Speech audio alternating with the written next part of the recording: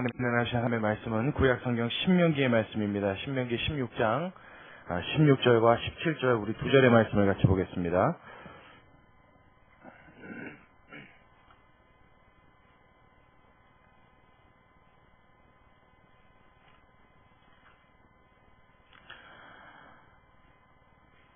구약성경 제 성경으로는 287면에 있습니다. 신명기 16장 16절과 17절.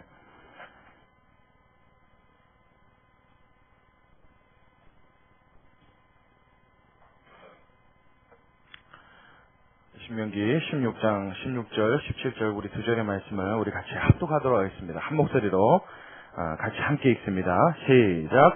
너희 중 모든 남자는 1년 3차 곧 무교절과 77절과 초막절에 내 하나님 여호와의 택하신 곳에서 여호와께 보이되 공수로 여호와께 보이지 말고 각 사람이 내 하나님 여호와의 주신 복을 따라 그 힘대로 물건을 드릴지니라. 아멘. 할렐루야. 자, 오늘 신명기 16장 16절 17절 이 두 절에는 이스라엘 백성들이 지켜야 되는 가장 중요한 세 가지의 절기, 이스라엘 민족들에게는 세 개의 명절에 대해서 이야기하시는 장면이 나옵니다. 하나님께서 다시 한번 일러주신, 모세를 통하여 다시 한번 계명을 주신 이 신명기, 그래서 다시 신자를 써서 신명기라는 이름을 붙였는데, 이 신명기에 하나님이 이 세 가지의 절기를 사람에게 주심으로 하나님의 백성들에게 이 세 개의 절기를 주심으로 이 절기를 통해서 그들의 백성이, 잘 들으십시오, 세 가지의 절기를 주심으로 이 세 가지의 절기를 지키는 동안 하나님의 백성이 하나님 앞에 무엇을 가져야 하고 어떤 것을 보여야 하고 어떠한 마음으로 하나님 앞에 서야 할지를 하나님은 이 말씀을 통해서 우리에게 가르쳐주고 계십니다. 여기 나타나 있는 이 세 가지의 절기를 보면 무교절, 77절, 초막절이라고 하는 다소 우리에겐 좀 생소한 이름에, 언젠가 한번 초막절에 대해서는 제가 여러분들에게 가르쳐드린 일이 있는데 여러분 기억하십니까? 다 기억하시라고 저는 굳게 믿고 이 세 가지의 절기가 사실 우리의 귀에 낯익지 않아요. 들었어도 너무 오랫동안 접하지 못하다 보면 또 쉽게 잊어버릴 수 있는 그런 절기입니다. 이름 자체가 좀 생소하죠. 무교절이라고 하는 절기, 그리고 77절 이라고 하는 절기, 그리고 또 초막절이라고 하는 절기. 나중에 77절이라고 하는 절기는 그 시기를 같이 해서 성령 강림이 있었던 오순절과도 연결이 됩니다. 또 우리가 알고 있는 초막절은 다른 이름으로 수장절이라고 하기도 하고 또 장막절이라고 하기도 합니다. 제가 이런 것들을 여러분들에게 가르쳐드려도 한 번 들은 걸로 절대 기억나지 않을 거예요. 계속 듣고 또 공부하고 해야 기억에 남는 절기지, 이게 입에 이게 잘 붙지 않잖아요. 그렇죠? 세계 절기 뭐라고 했어요? 네. 네. 그거요. 쉽지 않습니다. 우리처럼 그냥 추석 그러면 참 익숙해서 편안한데, 이스라엘 백성들한테는 이 세 개 절기가 편했지만 우리한테는 좀 다소 생소한 절기입니다.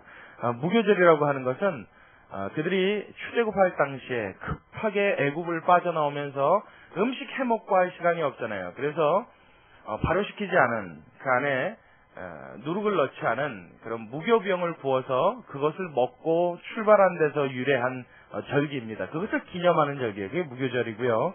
77절이라고 하는 것은 지금으로 따지면 아마 맥추감사절에 해당되지 않을까 생각합니다. 추수의 첫 낫을 되는 시기예요.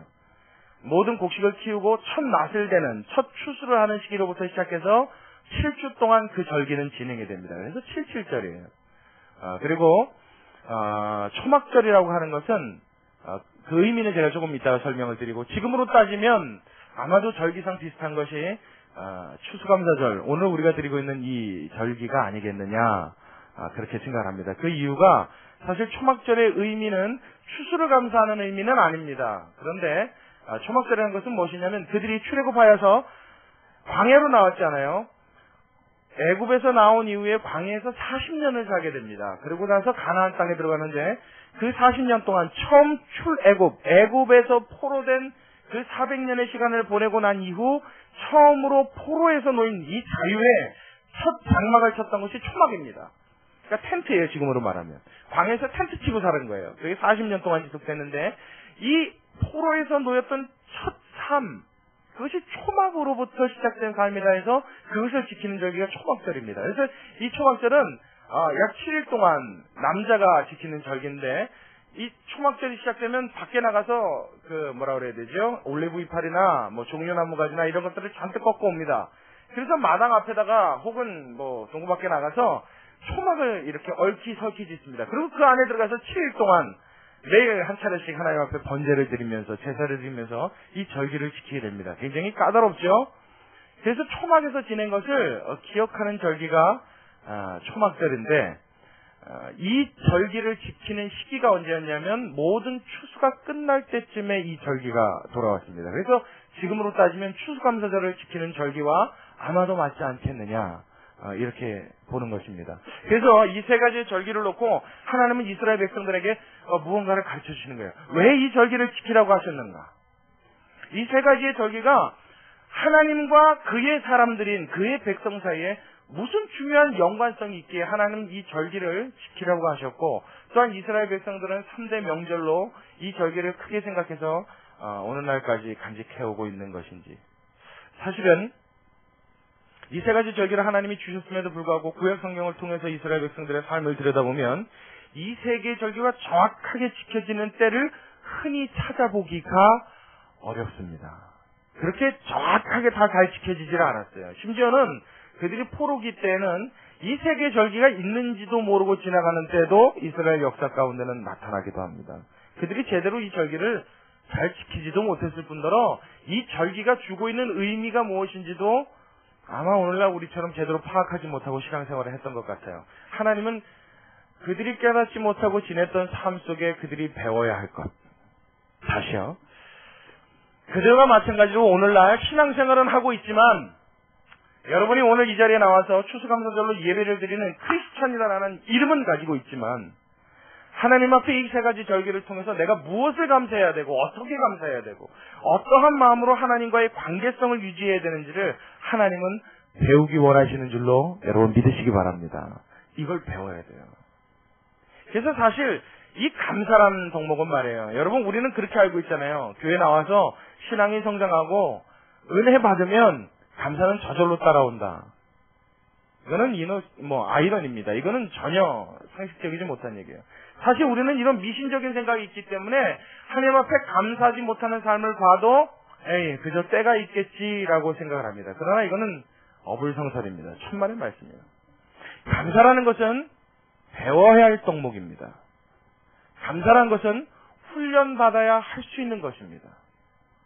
감사라는 것은 내가 알고 깨닫고 하나님 앞에 실천해 나가려는 노력이 있을 때야 비로소 내 삶에 이루어지는 하나님의 뜻인 줄로 믿으시기 바랍니다. 저절로요? 은혜 받았다고 된다고요? 아니요, 안 됩니다.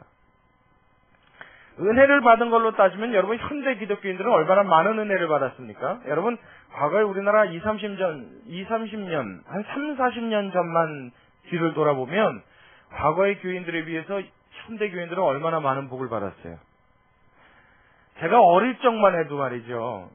교회 전도하는 일이 그렇게 어렵지 않았습니다.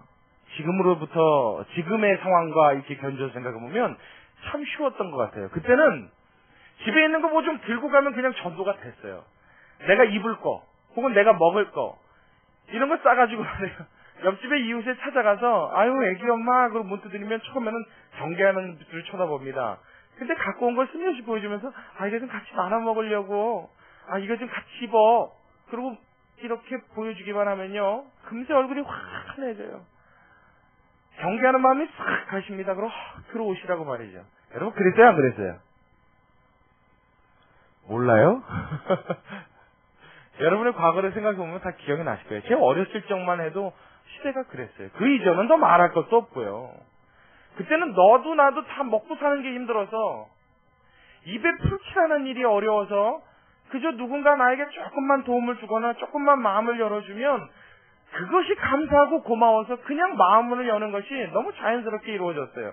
그리고 내가 온 목적을 이야기하면 저 사람의 성의를 봐서라도, 저 사람의 그 고마움 때문에라도, 이 감사한 마음에라도 교회를 같이 나옵니다. 그리고 말씀의 은혜를 받으면 우리와 같이 신자가 되는 경우들을 우리는 종종 보았습니다. 그러나 지금은 어때요? 지금은 여러분 티셔츠 같은 거 가져가도 감사함을 느껴요? 마음에 안 들면 괜히 짐이지요? 이거 뭐하러 갖고 와? 이런 생각합니다. 그 옆집에서 부침개라도 붙여서 갖고 올 양이면 물론 뭐 한두 번이야 고맙습니다 감사합니다 하고 기쁘게 받지만 대다수의 경우 불편해하는 거를 좀 봐요. 그게 왜 불편하냐고 물어보면 대답이 그렇습니다. 그 갖다 줄 때 되면 빈 접시를 못 갖다 주지 않냐는 거예요. 나도 갖다 줄 때는 뭘 좀 채워서 줘야 되는데 이걸 받은 것보다 좀 나은 걸 갖다 줘야지. 안 그러면 왠지 민망하고 좀 사이가 안 좋아질 것 같고 이거 왠지 부담된다면 이렇게 해서 차라리 안 갖고 오는 게 낫다 그럽시다. 그런 사실만 우리가 들여다봐도 여러분 삶의 형편만 우리가 이렇게 엿보아도 우리는 지금 얼마나 많은 은혜 속에 살고 있습니까? 얼마나 좋은 환경과 더 바랄 것이 없는 감사함의 조건에 쌓여 살고 있음에도 불구하고 우리의 마음에 과거의 기독교인들, 과거의 크리스천들처럼 여러분 넘치는 감사가 있나요? 찾아보기 힘듭니다. 예전에는 교회도 지금 우리 이 교회 정도면 남들이 보기에는 개척교회다. 다른 상가 건물에 새들어 있는 아주 작은 교회, 허름한 교회 뭐 이렇게 생각할지 모르지만 교회도 역시 마찬가지예요. 과거에 비하면 이런 여러분 장의자 생각할 수 있습니까? 옛날에는 다 교회 그러면 뭐예요? 마룻바닥이죠. 그냥 마룻바닥이에요. 예배 드린다 그러면요. 지금은 여러분들 이렇게 들어와서 앉는 모습 보면 거의 뒤부터 이렇게 포진해서 앉으시잖아요. 앞자리가 없잖아요. 그죠? 근데 옛날에는 이 뒷자리가 아니라 전부 다 가운데 이렇게 모여 앉아 있었어요. 왜냐하면 가운데 난로 있었거든요. 다 추우니까 여름철에는 뭐 에어컨이 어디 있어요. 그냥 벽에다 걸려있는 선풍기 아니면 선풍기도 이렇게 모양이 맞는 거라 걸려있으면 몰라요. 앞에 있는 선풍기, 옆에 있는 선풍기, 뒤에 있는 선풍기가 모양이 다 틀려요. 어떤 건 돌아가다가 이 고장이 나고 푸석푸석 그러고 돌아가요. 그래도 안 튼 거보다 나니까 그거라도 틀고 예배를 드려요. 그래도 그 더운 날씨에 그냥 사우나에 버금가는 땀으로 범벅을 하면서 예배를 드리면서도 그 안에 얼마나 큰 은혜가 있었는지 모릅니다. 눈물이 있었고 감격이 있었고 예배를 드리면서 하나님 앞에 울부짖는 모습을 한두 번 목격한 것이 아닙니다. 그럼에도 지금은 어때요? 여름엔 시원하게 에어컨 틀죠. 겨울에는 답답하다고 할 정도로 온풍기가 돌아가요. 여러분 앉아있는 의자만 해도요. 등받이가 다 돼 있고요. 엉덩이 아프지 말라고 푹신푹신하게 이게 뭐예요? 이거 다 쿠션이 돼 있고 얼마나 괜찮은지 모릅니다. 혹시 성경책을 안 가져오신 분이나 아이 엄마가 있으면 성경책 일일이 펴서 예배드리기 힘들까봐 자막도 나오잖아요. 그렇죠? 근데 이거 감격해요. 요즘 이렇게 TV 놓고 자막 쏘는 데가 어디 있어요? 그렇죠? 딱 한 군데 전 봤습니다. 저 수원에 제 친구 강사님, 박수빈 강사님네들 이 TV더라고요. 그래서 어떻게 친구는 이런 것도 닮아 그랬어요. 요즘에는 뭐 빔 프로젝터라 해서 쏘는데 그것도 이렇게 감격스럽지 않아요. 그러니 이런 거 보고 뭐 감격합니까? 우리의 마음속에 감사를 잃어버린 지가 너무 오래됐어요. 여러분 감사는 배워야 할 덕목입니다. 훈련받고 노력해야 될 덕목입니다. 우리가 하나님 앞에 훈련받지 못하고 노력하지 않고 배우지 못하면 죽을 때까지 감사를 잃어버린 인생을 살게 됩니다. 하나님은 그것을 아시기에 오늘 이 세 가지의 절기를 통해서 저와 여러분을 교육하고 가르치시기 원합니다. 이것으로 교육받은 우리가 하나님 앞에 살아가는 삶 속에 무엇을 깨닫고 무엇을 간직하고 무엇을 가슴에 품고 살아야 하는지 정확하게 보고 정확하게 살아갈 수 있는 여러분의 한 걸음 한 걸음이 되시길 주의 이름으로 축원합니다. 할렐루야. 첫 번째 무교절부터 우리 한번 같이 살펴보겠습니다. 무교절이라는 하는 것은 사실은 유월절과 분리되어 있는 절기였지만 유월절과 무교절은 나중에 그 구분이 모호해지게 됩니다. 그래서 거의 같은 의미로 지니게 돼요. 유월절은 뭡니까? 영어로 말하면 패스오버, 넘어갔다는 뜻이죠. 출애굽을 할 당시 이스라엘 백성이 애굽에서 400년간 종살이를 하고 하나님의 크신 손으로 애굽에서 끌어내시는데 이 바로라고 하는 애굽의 왕이 놔주질 않으니까 하나님이 그 나라에 뭘 보내요? 10가지의 재앙을 보내죠. 애굽 땅을 아주 황폐하게 만들 정도의 하나님의 재앙이 임합니다. 그럼에도 불구하고 이 바로 왕은 마음이 강팍해져서 이스라엘 백성들을 보내질 않아요. 끝까지 노예로 삼으려고 그들을 붙들어 둡니다. 그랬더니 하나님의 마지막 10번째 재앙을 통해서 무엇이요? 초태생. 그 지역에 있는 남녀 노소를 물어나고 우양과 가축과 들짐승을 물어나고 모든 살아있는 생명체의 첫 번째란 것을 하나님이 치십니다.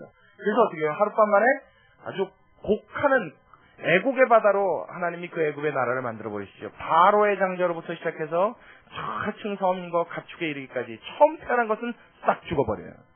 하나님 그 첫 번째 생명을 앗아가실 때 만약 집 문설주와 인방에, 그러니까 이 집의 문의 테두리가 되겠죠. 그 앞쪽에 어린 양을 잡아서 그 피를 발라놓은 집을 보거든 죽음의 사자가 그 집은 들어가지 아니하고 어떻게 해요? 넘어가겠다. 그 집에 있는 첫 번째 난 초태생은 죽이지 않겠다. 장자는 죽지 않을 것이다. 내가 그 집은 죽음의 사자를 보내되 그 죽음의 사자가 넘어가리라. 이게 뭐예요? 패스오버. 그게 무슨 뜻이요? 6월절이라는 뜻이에요. 넘어갔다 이 뜻이에요. 하나님의 재앙이 그 집을 넘어갔다. 그래서 이 재앙이 있은 그 다음날 아침 동이 트자마자 그들은 출애굽하게 됩니다. 이제 바로가 두 손 두 발을 다 들었어요. 나 이제는 못 버티겠다. 가도 좋다. 제발 다시는 돌아오지 마라. 뒤도 돌아보지 말고 가라. 너희가 가진 거 다 갖고 가라. 그리고 다 보내버렸어요. 그러니까 그들이 그 다음날 아침에 급하게 출발하면서 무교병을 구워 먹었단 말이에요. 그걸 지키는 절기. 이게 무교절이에요. 이때 하나님이 이 무교절을 지킬 때마다 너희의 가슴 속에, 너희의 마음 속에 기억하라고 말씀하신 것이 있습니다. 그것이 무엇이냐면 그들은 400년 동안 애굽에 무엇을 살았습니까? 종살이를 살았죠. 400년 동안 그냥 이웃나라에서 얹혀 살고 있었던 정도가 아닙니다. 400년 동안 고역과 노역을 치렀던 아주 고통스러운 삶을 살았던 400년간의 종살이의 긴 세월을 보냈어요. 우리나라 일제 치하도 지긋지긋하다고 그러잖아요. 그 몇십 년 지나는 시간 동안에 거의 민족성이 말살된다라고 할 정도로 창씨개명을 하고 상투를 자르고 말이죠. 엄청난 일들이 있었음에도 불구하고 우리는 그 시간을 돌이켜만 봐도 끔찍하고 괴로운 시간이라고 말을 합니다. 하물며 여러분 400년을 종살이하면 어떻게 되겠어요? 400년 동안 애굽이라는 나라에 잡혀서 종으로 살면 어떻게 되겠어요? 민족성 남아있을까요? 무슨 민족성이 남아있겠어요? 몇 세대가 지나가는데. 아예 이제는 뼛속까지 종의 근정이 박히기에 충분한 시간입니다. 뼛속까지 애굽인으로 화하기에, 애굽인화되기에 충분한 시간입니다. 그 시간을 400년 동안 거쳐서 살았으면 이제 이들이 그 애굽에서 빠져나와 새로운 나라를 다시 이룬다는 것은 여러분 가능합니까? 불가능합니까? 불가능하죠. 이건 불가능한 일입니다. 그런데 그 일을 누가 이루셨어요? 하나님이 이루어내셨어요. 도저히 정상적인 삶으로 다시 돌아오기라는 불가능한 사람들이에요. 이제는 죽을 때까지 종으로, 아니 영원히 그 민족은 종으로 살다가 없어지면 모를까? 아예 애굽에 동화되면 모를까? 이스라엘이라는 민족 자체가 없어지면 모를까? 그렇지 않는 한 도저히 자기 힘으로 다시 나라를 세워서 새로운 민족의 어떤 인생을 살아간다는 것. 이 새로운 삶의 걸음을 내린다는 것은 그들에게 아예 불가능한 일로 막혀버린 일입니다. 근데 하나님이 그 일을 일으키셨어요. 이걸 기억하는 절기가 뭐라고요? 무교절. 이것을 기억하는 절기가 뭐라고요? 무교절. 이것을 너희는 기억해야 된다는 거예요. 이걸 반드시 생각해야 된다는 거예요. 하나님은 이 절기를 우리에게 명하실 때 우리의 마음속에 무엇을 담기 원하십니까? 우리는 도저히 하나님과 다시 정상적인 관계로 돌아올 수 없는 존재들이었습니다. 아멘. 아멘. 우리는 본래 하나님과 무슨 관계요? 원수되었던 관계요. 제가 설교 때마다 이 말을 참 자주 합니다. 여러분 이건 굉장히 무서운 말입니다. 지으신 하나님과 지음받은 인간이 원수관계라는 것은 피조물인 우리의 입장에서는 이건 절망입니다. 끝을 이야기합니다. 또 이런 끔찍한 끝이 없습니다. 하나님과 다시 회복해 되어서 내가 하나님 앞에 정상적인 사람으로 정상적인 인간의 어떤 꿈을 꾸며 살아갈 수 있는 인생의 삶 가능합니까? 불가능합니까? 불가능해요. 다시 바꿔 말하면 우리가 구원받아 하나님의 자녀가 되어지고 그 새나라 신천 신지에 가서 하나님의 자녀로 산다는 이 꿈을 꾸는 거예요. 여러분 이게 가능한 일이라고요? 불가능한 일이라고요. 어떤 다른 것과 원수된 것이 아니라 하나님 그분과 원수되었단 말이에요. 그런 우리의 절망의 삶에 하나님이 빛을 비추셨어요. 어떻게 해요? 예수 그리스도라는 우리의 구원자를 통하여 십자가의 피를 흘리심을 통하여 하나님의 사람으로 다시 살아날 수 있는, 다시 회복해 줄 수 있는, 지난주에 설교한 것처럼 모든 구원의, 모든 삶의 구원의 희망의 줄을 잡을 수 있는 새 출발을 하나님이 시키셨단 말이에요. 할렐루야. 이것이 저와 여러분이 믿는 예수 그리스도신 줄로 믿으시기 바랍니다. 이 구원의 소식을 받은 이날을 하나님은 어떻게 해요? 잊지 말라는 거예요. 우리를 구원하신 하나님을 잊지 말라는 거예요. 내가 하나님 앞에 새로운 삶의 소망을 가질 수 있게끔 하나님이 내 삶을 다시 일으키셨다는 이 사실을 기억하라는 겁니다. 여러분 이 사실에 감사하십니까? 이 사실에 여러분의 가슴이 흥분되십니까? 없다면, 이 감격이 없다면 오늘 이 말씀을 통하여 하나님의 성령이 저와 여러분의 가슴에 이 감사와 감격을 넘치게 일으켜주시길 주의 이름으로 축원합니다. 이걸 간직하고 살아야 돼요. 예수 믿는 사람은요, 구원받음의 감사가 있어야 돼요. 이게 넘치는 감격이 있어야 돼요. 두 번째로 7.7절이라고 하는 절기를 하나님은 우리에게 주셨어요. 아까도 말씀드렸듯이 이 7.7절은 지금으로 따지면 맥추감사절쯤에 해당되어지는 절기인데요. 왜 맥추감사절에 해당되는 절기다라고 말씀드리냐면 모든 추수할 곡식의 첫 낫을 되는 시기에 지켜지는 절기입니다. 7.7절, 7주 동안을 이 절기를 지키는데 이 절기를 지킴의 의미는 무엇이냐면 내가 하나님 앞에 받은 모든 소산물, 모든 곡식, 내 삶에 이루어지는 모든 하나님의 인도하심과 하나님이 나에게 채워주시는 작고 큰 모든 은혜들, 이것이 다 하나님께로부터 왔습니다라는 의미를 지닙니다. 이게 7.7절이에요. 하나님, 낯가리를 하면서 말해요. 이 곡식을 하나님이 주시지 않았으면 하나님 나는 이 곡식을 얻을 수가 없었습니다. 하는 이 고백이에요. 직장에 다니는 여러분이 월급 봉투를 받고 그 월급 봉투를 손에 쥐고, 지금 요즘엔 다 온라인으로 들어오죠? 뭐예요? 좋습니다. 카드를 손에 들고 통장을 손에 들고 그 금액을 눈으로 확인하면서 뭐라고 말하는 거예요? 하나님이 나에게 주시지 않았으면 이 중에 단 숫자 1도 10원짜리 한 장도 하나님 내 주머니로 들어올 수 없었습니다. 이것이 다 누구에게로부터 왔습니까? 하나님이 나에게 주셨습니다라는 고백을 하는 거예요. 이번 주에 저 서해안 쪽 얼마 전에 왔던 태풍 이름이 뭐였죠? 곰파스. 그 태풍이 왔을 때 저 서해안 쪽에 아주 난리가 났었지요. 태풍에 핵이 지나갔다 그래요. 태풍에 눈이 지나갔는데 그 지역에 있는 천연기념물을 비롯해서 뭐 소나무 그 안에 있는 모든 작물들이 다 완전히 망가졌는데요. 이렇게 굵은 아름드리 나무가 그냥 통째로 부러져 버렸어요. 근데 그게 한두 그루가 아니라 군락을 이루고 있는 숲 전체가 다 망가져 버렸어요. 다 무너졌어요. 그것뿐만 아니라 1년 내내 농사 지었던 저 태안 지역의 농사꾼들은 이번 한 해 거의 그냥 절망 그 자체라고 합니다. 왜 그런가 봤더니 뉴스에 나온 소식을 보니까 그 태안 지역에 지어진 농작물의 80%가 무슨 병에 걸렸다는데 제가 그 병의 이름을 모르겠어요. 쌀알이 말이죠. 이렇게 손으로 툭 누르면 이게 그냥 왕겨처럼 툭 누르면 안에서 물이 쭉 나오고 말아요. 아무것도 없어요. 쌀알이 맺히질 않아요. 농작물의 80%가 다 그렇게 됐대요. 아무것도 남아있질 않아요. 자연이 한번 휩쓸고 간 그 황폐해진 세상에 남아있는 것이라고는 휑하니 감도는 바람밖에 없어요. 아무것도 남아있잖아요. 1년 동안 열심히 땀 흘려서 농사를 했지만 농사꾼이 논밭에 나와서 할 수 있는 일은 한숨 쉬는 것밖에 없었어요. 그 모습을 보면서 저 농작물을 하나님이 지켜주셔야, 저 수확을 하나님이 지켜주셔야 우리의 삶 속에 정말 윤택함이 있을 수 있지. 만약 하나님이 이 상태에서 우리에게 손을 끊어내신다면, 더 이상 하나님의 손을 대지 않고 하나님의 보호하심을 우리에게 주시지 않고 하나님의 손을 걷어내신다면 우리의 삶은 여기서 끝이겠구나 하는 생각을 제가 아주 가슴 깊이 철저하게 생각을 했습니다. 여러분은 어떤 생각을 하십니까? 여러분이 다니는 직장, 여러분의 실력이 뛰어나고 여러분이 재능이 있어서 평생을 자신 있게 다닐 것 같습니까? 내 건강은 내가 아는데 난 적어도 나이 한 80 전까지는 끄떡없어. 여러분 자신하십니까? 우리가 자신할 수 있는 것이 아무것도 없습니다.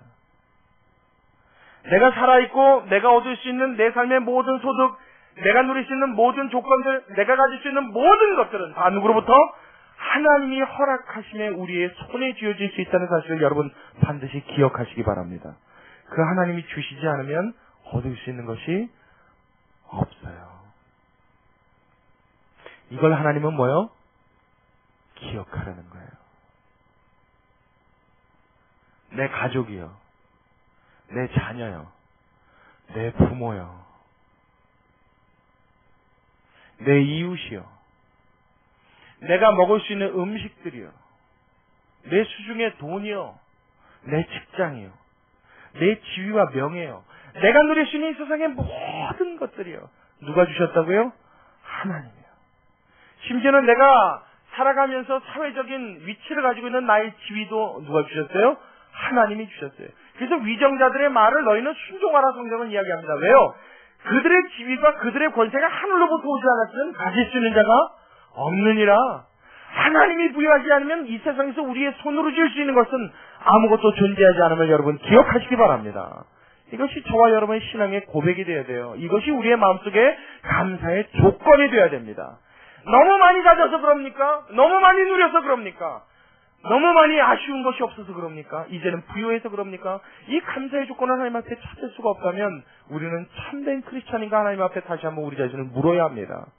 그럼에도 불구하고 무덤덤하게 우리가 하루하루 살아가는 것은 우리의 마음이 고장냈기 때문이 아닙니까?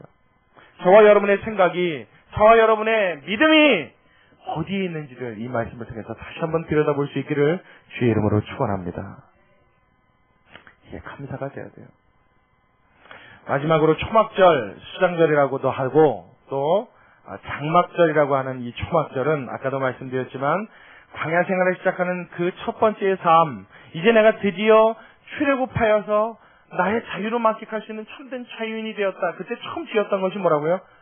그때 초막을 지었단 말이에요. 텐트를 지었다고요. 거기서 살았다고요. 그 후로부터 40년 동안 그것을 기억하는 거예요. 너희가 포로되었던 애굽 생활을 마치고 이 자유인으로서 처음 너희의 집을 짓고 살았던 그날을 잊지 말아라. 하나님 이야기하시는 거예요. 또한 이 초막절이 갖는 의미는 여기서 한 걸음 더 나아갑니다. 아까도 말씀드렸다시피 이 초막절은 모든 추수를 끝마칠 때쯤 시기와 맞물리는데요. 그래서 지금 우리의 이 추수감사절과 비슷한 시기를 가지고 있는데, 보십시오. 모든 추수가 끝나고 혹은 모든 애굽의 그 종살이를 끝내고 이제는 뭐요? 자유인으로, 이제는 누릴 수 있는 자로, 이제는 가질 수 있는 자로. 어찌 보면 지금의 저와 여러분하고 비슷해요. 우리는 더 이상 과거의 일제치하를 살지 않지 않습니까? 그렇죠? 우리는 더 이상 6.25 이후에 그 전쟁의 동난을 겪은 그 힘들고 괴로운 시대를 이제는 살지 않습니다. 그래요, 안 그래요? 이제 사는 형편이 조금 차등이 있을 뿐이지 살 집이 없어서 혹은 먹을 게 없어서 굶는 사람 없단 말이에요. 이제는 자유를 어느 정도 누릴 수 있는 상황을 누구나 다 가지고 있어요. 대한민국 참 부자더라고요. 뉴스를 들여다봤더니 제가 이번에 명절을 맞아서 TV를 좀 봤는데 오랜만에 뉴스를 좀 봤어요. 무슨 소식들이 나오냐면 그 뉴스의 내용 중에 추석의 신풍경들을 이렇게 소개해 주는데, 예전에는 성묘객들, 귀성객들 해갖고 고속도로가 거의 전쟁터였잖아요.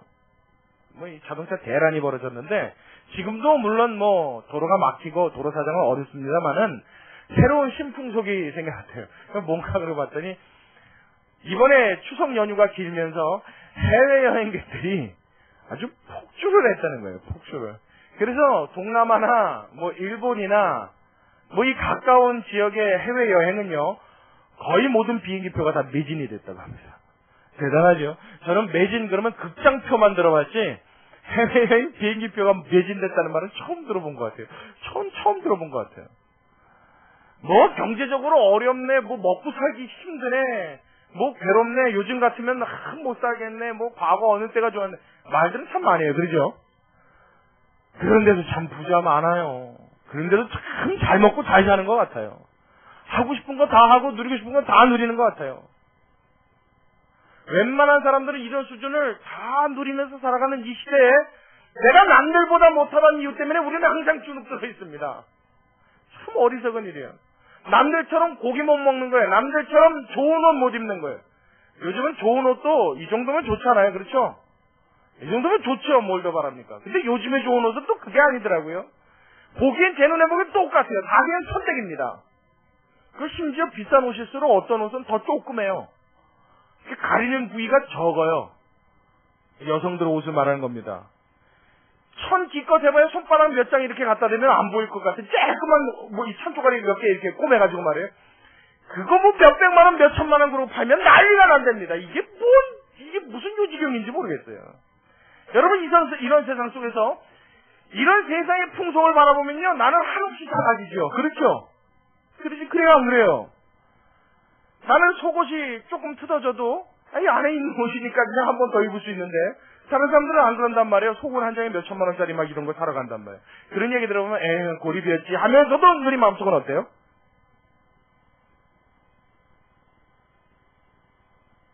웃고 있는 분들 웃고 있는 분들 은근히 마음속으로는 그렇게 살아보면 어떨까. 그래서 그렇게 뭐 그런 속옷을 입고 싶다는 얘기가 아니라 그런 삶의 수준 말이에요. 아마 그 수준에 올라가면 뭐가 또 보일 거예요, 분명히. 그거보다 더한 사람, 이제 그때는 뭐 이제 권력 보이고, 그때는 명예 보이고 이러겠죠. 그래서 재물을 어느 정도 모은 사람들은 꼭 보면 정계 진출하더라고요. 전 그래서 개인적으로 정계를 별로 안 좋아합니다. 참 희한해요. 사람들이 눈으로 보는 것은 내가 갖고 있는 내 손에 들은 것이 아니라 꼭 남의 손에 든 떡만 쳐다봅니다. 그것만 바라봐요. 그러니까 내 삶이 항상 뭐요? 궁핍하고 어렵고 괴롭고 힘든 시기로만 보이는 거예요. 늘 출애굽하지 못한 애굽 시대의 종살이로 내 삶을 인식하게 됩니다. 그래서 하나님 앞에 감사를 못 느껴요. 그래서 하나님이 뭐요? 이 초막절을 통해서 이제 더 이상 너희는 노예의 삶이 아니요, 더 이상 너희는 갇혀있는 삶이 아니요, 더 이상 너희는 한숨과 근심과 괴로움과 우울과 어둠과 모든 흑암에 길을 찾지 못하고 사는 그런 인생이 아니라 내가 너희로 하여금 새 출발을 시작하게 한, 할렐루야, 내가 너희로 새로운 인생을 살게 한, 목소리 힘 좀 내봐요, 할렐루야. 오늘 저만 소리 지르는 것 같아. 이 모든 축복을 내가 너희에게 열었으니 하나님이 이렇게 말씀하시는 거예요.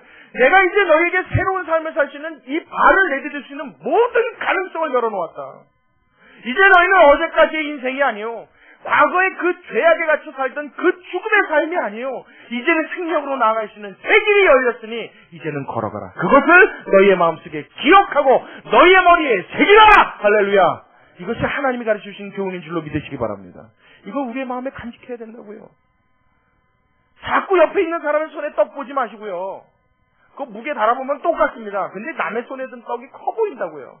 아니 어찌 보면 내 떡이 더 클 수 있어요. 남들 돈 많다고 명예 있다고 자랑하는 거, 좋은 차 굴린다고 자랑하는 거, 그거 보지 마시라고요. 그거 봐봤자 좋을 거 하나도 없는 게, 여러분 그 사람들 삶 속에 진정한 기쁨이 있어요, 행복이 있어요, 그 들여다 봐야 알죠. 겉으로 보기에 번쩍번쩍할수록 속은 뭐예요? 속빈 강정인 경우가 더 많습니다. 우리나라 옛날 속담에도 있죠. 뭐가 요란하대요? 소리가 꽉 차면 찰수록 소리를 내요, 안 내요? 안 내요. 원래 여러분 고수는 발톱을 감추는 법입니다. 그냥 발톱 드러내고 이가 이렇게 하는 게 다 초짜예요. 진짜 고수는요, 티가 안 나는 거예요. 진짜 행복한 사람은요, 겉으로 화려하지 않아요. 왜냐하면 속이 꽉차있기 때문에요, 겉을 치장할 필요가 없는 거예요. 드러날 필요가 없는 거예요. 난리칠 필요가 없는 거예요. 왜냐하면 내 내실이 곱게 다져졌기 때문입니다. 할렐루야. 할렐루야. 그래서 여러분, 언제가 누가 그렇게 이야기하더라고요. 사람을 이렇게 분석을 할 때, 여자의 경우 속이 비면, 이 속이 비었다는 건 배고픈 거 아닙니다. 속에 내실이 차지 않은 여자들은 차지 않으면 않을수록 겉이 화려하대요. 얼마나 요란하게 꾸미는지. 그거 왜냐면 속이 비어있기 때문에 이 헛헛함을 겉으로 채워야 된답니다. 그래서 막 요란한 난리가 난대요. 그리고 남자는 속이 비면 빌수록 시끄러워지면 됩니다. 말이 많고 변명이 많고 맨 뭐 이렇게 사설이 많아요. 계속 늘어놓는 거예요. 그렇게 따지면 제가 말이 제일 많아요. 그죠? 저는 한 시간 내내 떠들어야 되니까. 뭔가 속이 빈 것을 감춰야 되니까 남자는 자꾸 변명을 하는 거예요. 핑계를 대는 거예요. 그 나를 포장해야 되잖아요. 자꾸 뭔가 이게 들으면. 이런 특징을 보여야 돼요. 근데 내실이 찬 사람들은요, 그게 필요 없어요. 그냥 남이 알아주든 안 알아주든 상관이 있어요, 없어요? 없어요. 내가 행복한데 무슨 상관이 있습니까? 내가 만족한데 무슨 상관이 있어요? 내가 하나님과의 관계가 쫙 바르게 돼 있어서, 할렐루야.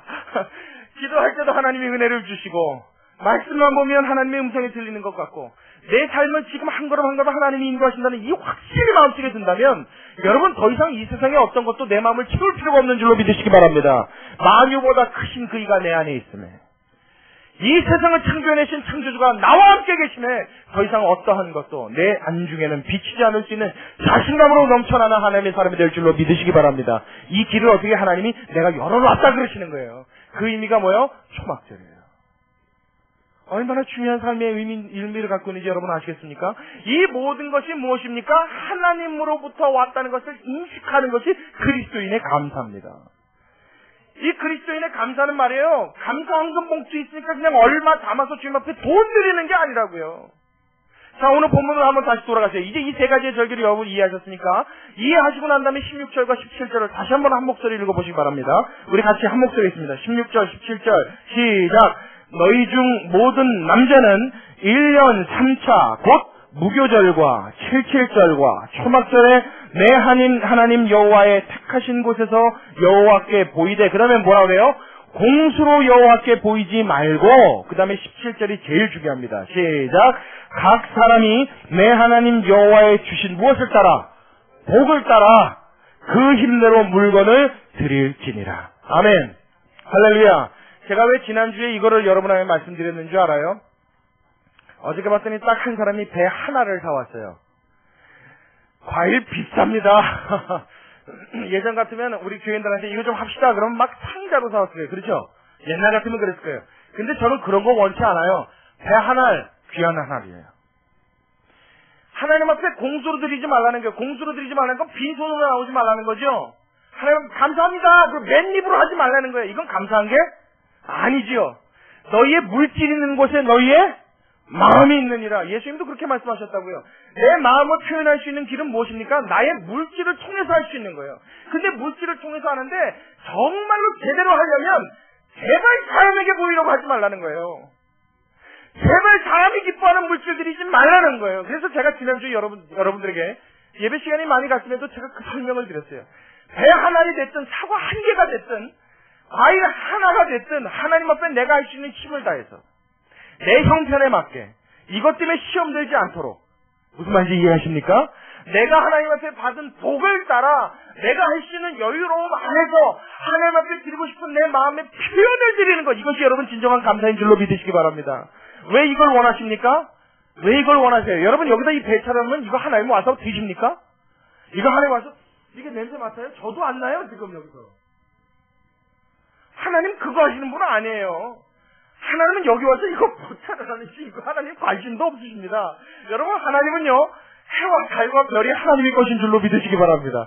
이 지구상뿐만 아니라 온 우주가 다 누구의 것이요? 하나님의 것. 근데 이까지 과일이요. 우리가 드리는 그 헌금 몇 푼이요. 하나님 손에 하나님 이 마음을 채울 수 있는 거라고요? 천만에요. 하나님은 그거 원하시는 게 아니라고요. 하나님이 원하시는 건 여러분이 버는 돈의 10대 1을 원하시는 게 아니라고요.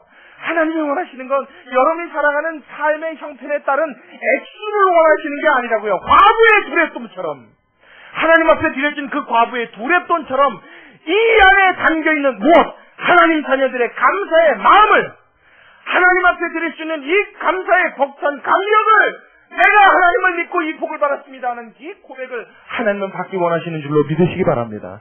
이걸 드릴 때 진정한 감사가 되는 거예요. 감사헌금을 준비하셨나요? 액수 하나님은 보지 않아요. 우리 교회도 액수 안 봅니다. 저는 여러분도 헌금 봉투도 기도 제목이 써있는 거 외에는 안 봐요. 왜냐하면 그거 보고 나면요 저도 사람인지라 사람이 보여요. 누가 얼마 했고 누가 얼마 했고. 자, 여러분에게 솔직하게 여쭤볼게요. 헌금 많이 하는 성도가 목사 눈에 이뻐 보일까요? 미워 보일까요? 왜 이렇게 오늘은 대답을 하고 저 자꾸 쳐다보고 웃습니까, 여러분? 웃지 말고 대답을 해요. 이뻐 보일까요? 미워 보일까요? 그것 때문에 저는 안 봐요. 누가 얼마 했는지 관심도 없어요. 왜요? 여러분, 그 돈을 저한테 주신 겁니까? 교회에 내신 겁니까? 아니면 혹시 하나님께 드린 겁니까? 저하고 상관없는 일이잖아요. 여러분과 하나님의 관계잖아요. 과부가 여러분 20원 드렸다고요. 에이, 지금이니까 20원이 가치가 없죠. 그때는 20원은 엄청난 돈 아닙니까? 아니요, 그때 당시에도 지금의 20원과 같은 그런 값어치였다고요. 정말 돈 길에 떨어져도 어떤 사람은 죽고 어떤 사람은 안 주실 수 있는 그런 작은 돈, 그것밖에 없었어요, 그 여자가. 그걸 하나님 앞에 부끄러워서 드리고 싶은데 그것밖에 없으니까 어떻게 해요? 그걸 부끄러워하는 마음으로 그거라도 하나님 앞에 드렸단 말이에요. 그때 하나님이 그것을 보시고 뭐라고 하셨어요? 너무 좋아하셨어요. 예수님이 그 과부의 두랫돈을 보시고 너무 좋아하셨어요. 그리고 예수님이 그 과부가 드린 두랫돈을 이렇게 꺼내서 가지고 가셨나요? 아니요. 그거 손도 안 대셨어요. 그 안에 담겨있는 뭘 받으신 거예요? 마음. 네, 마음이요. 여러분이 헌금을 준비했으면 그 헌금의 정성을 담으십시오. 여러분이 하나님 앞에 무엇인가를 드리기 원하시면 여러분 마음을 다하십시오. 여러분의 이 감사가 맞다라고 하나님 앞에 인정이 되어진다면 여러분의 전심을 다할 수 있는 진짜 참된 그리스도인 되시길 주의 이름으로 축원합니다. 그렇지 않으면요, 안 믿는 자와 차이가 없다고요. 안 믿는 사람들이 내 인생 내가 살아가니까 누구한테 감사할 게 없어요. 돈 많이 벌어도 내 소원이 좋아서 잘 번 거니까 뭘 감사해요? 내가 잘났지. 나 잘난 맛에 살죠. 그렇죠?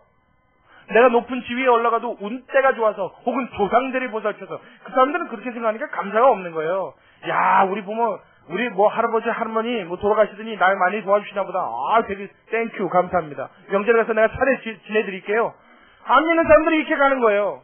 근데 우리는 고백이 뭐라고요? 이 모든 것이 누구에게로부터? 하나님에게로부터 왔어요. 당신이 주셨기에 내가 얻었습니다. 당신이 주셨기에 내가 합니다. 당신이 주셨으니까 내가 이것을 받아 누립니다. 이 고백이 있으니까 어떻게 해요? 내가 살아가는 삶 전체가 다 뭐예요? 감사의 조건이 되는 거예요. 살아가고 있는 내 이 호흡도 뭐예요? 감사가 되는 거예요. 어느 하나님이 지구상에서 공기를 싹 빼가버리시고 보세요 한번. 이거 너무 번거로운가요? 어느 하나님이 손가락 딱 2개만 있으면 돼요. 여러분 콧구멍 2개 딱 막아보세요. 한 손에 입을 막고. 그리고 하나님이 한 5분만 계시면 그 다음에 어떻게 돼요? 버틸 수 있는 사람 한 명도 없죠. 그것도 귀찮으면요, 어느 날 여러분 매일 자잖아요 우리, 그죠? 매일 죽는 연습하잖아요 우리. 밤만 되면 다 자죠? 아침이 돼서 깨려고 그러는데 못 깨게 해. 그럼 어떻게 되는 거예요? 간단합니다. 하나님의 보호의 손을 띈다는 건 이런 의미예요. 그냥 그대로 끝나는 겁니다. 바닷가에 가서 여러분 파도가 치는 모습을 이렇게 한번 보십시오. 그냥 바다 보면 와! 그러고 뛰어들 생각하지 마시고 파도 치는 걸 가만히 보세요. 그 바다 뒤에 있는 그 물의 양이 여러분 엄청납니까? 아니면 시시하고 째째합니까? 뭐 엄청나다 뿐이에요. 그거 수량을 잴 수 있을까요? 바다의 무게가 어느 정도 되는지 여러분 감히 상상이나 가십니까? 상상도 안 가요. 근데 그 어마어마한 물이 말이에요. 바람에 의해서 쫙 밀려오는 게 이게 뭐예요? 이게 파도죠. 그러면 여러분, 우리가 자동차를 타고 시속 50km만 밟아도 급정거를 하면 차가 그 자리에 씁니까? 아니면 밀립니까? 밀려요. 잘 들으세요. 근데 그 어마어마한 양의 물이 말이에요. 파도를 이뤄서 육지로 달려옵니다. 그리고 육지 해안을 팍 때렸는데 항상 오는 그 경계선은 물이 넘어요? 안 넘어요? 넘는 일이 없어요. 한 번도 넘지를 않아요. 그 경계선이 정확하게 지켜집니다. 이거 누가 하신 거예요? 그래서 욥이 하나님 앞에 섰을 때 하나님이 욥한테 물어보시잖아요. 야, 너 욥, 장부답게 너 일어서서 남자답게 일어서서 허리띠를 메고 허리띠를 동이고 넌 나에게 대답할지니라. 뭘요? 하나님 뭐라고 말씀하셨어요? 내가 바다의 경계를 정할 때 내가 거기 있었느냐? 너 그거 봤느냐? 내가 어떻게 그 경계를 정했는지 너 아냐? 하나님이 그 질문하실 때 욥이 대답 뭐라 그랬다고요? 아니요. 몰라요. 못 봤는데요. 어떻게 하는지 저는 모르겠는데. 우리가 할 수 있는 대답 뭐예요? 기가 막힌 거예요. 여러분 그 엄청난 물이 밀려오는데요. 정확하게 멈춰야 될 때 가서 멈춰요. 한 번도 그 물이 사람을 덮치거나 하나님의 명을 어기고 넘어오는 일이 없어요. 하나님이 거기까지라고 명하셨기에 그곳에서 서 있습니다. 우리 주변에는요, 이와 같이 하나님이 조율하셔서 내가 안전하게 거할 수 있고 안전하게 살 수 있게끔 보호하시는 하나님의 손길은 너무나도 많이 널려 있습니다. 그럼에도 이것을 찾지 못하기에 저와 여러분의 눈이 닫혀있고 마음이 닫혀있어서 감사의 조건을 찾지 못해요. 여러분, 숨쉬고 살아가는 여러분 삶 속에 하나님이 주시는 감사를 발견할 수 있는 은혜가 있길 주의 이름으로 축원합니다. 이 감사를 하나님 앞에 드릴 때 이것이 뭐요? 이것이 참된 예배가 됩니다. 이게 진정한 하나님 앞에 드리는 제사가 됩니다. 이스라엘 백성들이 하나님 앞에 마음 없이 11조를 드렸어요. 이런 감사와 하나님으로부터 왔다는 이 확신과 이 믿음의 고백 없이 그저 하나님이 율법에 명하셨으니까 정확하게 11조를 떼서 하나님 앞에 드렸어요. 그랬더니 예수님이 뭐라고 하셨어요? 그 11조를 보고 야, 너네 참 정확한 성격이구나. 빈틈이 없고 완벽하구나. 그렇게 말씀하셨어요? 아니요. 너희는 박하와 회양과 근체의 11조는 드리면서 율법에 더 중한 바 의와 인과 신은 버렸도다. 다시요. 너희는 박하와 회양과 근체의 11조는 드리면서 율법에 더 중한 바 하나님 앞에 드려야 할 의와 인과 신은 버렸도다. 하나님이 원하시는 것은 그렇게 착하게 따져 보이는 겉으로 드러난 물질이 아니라 그 물질 이면 속에 담겨 있어야 될 우리의 마음, 우리의 고백, 의와 인과 신, 우리의 가슴으로 드릴 수 있는 하나님 앞에 이 고백, 이 감사의 기쁨, 환하게 웃을 수 있는 여러분의 그 밝은 미소, 그것을 통하여 하나님 앞에 드리는 감사합니다로 외치는 이 와답, 하나님이 가장 기뻐하시고 소중히 여기시는 예배의 본질인 줄로 믿으시기 바랍니다. 예배는 어떻게 드리는 거라고요? 정제서로요? 아니요. 아름다운 옷을 입고요? 아니요. 예배는 어떻게 드린다고요? 앉아서, 서서? 아니요. 어디에서? 교회에서? 가정에서? 아니요. 그런 게 아니에요. 예배는 신령과 진정으로 드리는 것입니다. 예배는 어디에 있든 무엇을 하든 어떤 옷을 입었든 어떤 모습이든 하나님 앞에 드리는 우리의 중심이어야 되는 줄로 믿으시기 바랍니다. 이 감사를 하나님 앞에 드릴 때 저와 여러분은 예배를 드리며 사는 그런 삶을 살 수 있는 줄로 믿으시기 바랍니다. 하나님이 이걸 원하셔서 이것을 가르쳐 주신 거예요. 우리 깨달으셨으면 다 아멘. 그리스도인은 이렇게 살아가는 겁니다. 그래서 예수 믿는 사람은 웃는 거예요. 예수 믿는 사람은 그래서 감사합니다 소리를 하는 겁니다. 저와 여러분 마음속에 이 감사를 간직하시고 평생 하나님과 함께 동행하며 하나님의 마음을 기쁘시게 할 수 있는 저와 여러분 모두가 되시기를, 성도 여러분 되시기를 주의 이름으로 축원합니다. 우리 같이 기도하겠습니다.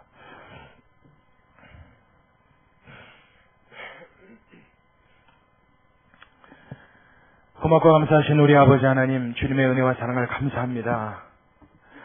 하나님, 이 감사가 더 이상 우리의 삶 속에 입술로의 감사가 되지 아니하도록, 입으로만 고백하는 고백이 되지 아니하도록 우리의 전심을 다하고 우리의 마음을 다하고 나의 살아온 날 모두와 앞으로 살아갈 모든 인생을 하나님이 책임져 주신다는 이 감사와 감격에서 시작된 하나님, 그런 감사이기를 원하오니, 그런 고백이길 원하오니 주여 우리의 마음과 생각을 붙들어 주시고 나를 지키시고 붙드시고 계심을 하나님 우리 잊지 않도록 우리의 마음과 생각을 붙들어 주시옵소서. 하나님, 무교절, 7.7절, 초막절 참 우리에게 어려운 이름입니다. 생소하고 익숙하지 않아 잘 입에 붙지 않는 이름입니다. 그러나 이 절기 속에 담겨있는 하나님의 가르쳐주신 이 의미가 우리의 삶 전체를 대표한다는 것을 우리 깨달았습니다. 과거 죄로부터 포로로부터 하나님 해방시켜준 하나님과 원수였던 관계를 모두 해결해 주신 하나님의 은혜, 또한 내가 살아가는 날 동안에 나에게 주시는 모든 은혜로서의 감사의 조건들, 내가 얻을 수 있는 모든 소득들 다 하나님께로부터 왔다는 이 귀한 하나님의 음성과, 또한 아울러 내가 여유있게 살아가고 이제 살만한 삶이 되었을 때 뒤를 돌아보며 내가 과거 그 억압과 죄악과 우울함과 괴로움 속에서 빠져나와 이제 환희의 세계를 향해 가고 있다는 이 감사가 내 마음속에 넘쳐날 때 하나님 진정 예배의 삶을 살 수 있을 줄로 믿사오니 이 말씀이 우리의 가슴에 잘 박힌 못이 되게 하여 주옵시고, 하나님 잊을만 하면 다시 기억나게 하시고 잊혀질만 하면 다시 생각나게 하시사 하나님 앞에 온전한 감사를 드리고 기뻐하며 살아갈 수 있는 주님의 귀한 자녀들 다 되게 우리 모두를 축복하여 주시옵소서. 하나님, 사랑하는 성도들로 웃게 하여 주옵소서. 우리 사랑하는 분위의 교회가 웃을 수 있게 하여 주옵소서. 하나님, 찡그리고 우울하고 괴로워 눈물 흘리고 한숨 쉬는 것이 아니라 행복하여 웃고 감사하여 웃고 편안함 속에 하나님 앞에 경배할 수 있는 주의 귀한 자녀들 다 되게 축복하여 주시옵소서. 주님께 감사를 드리며 살아계신 예수님의 이름으로 기도드리옵나이다. 아멘.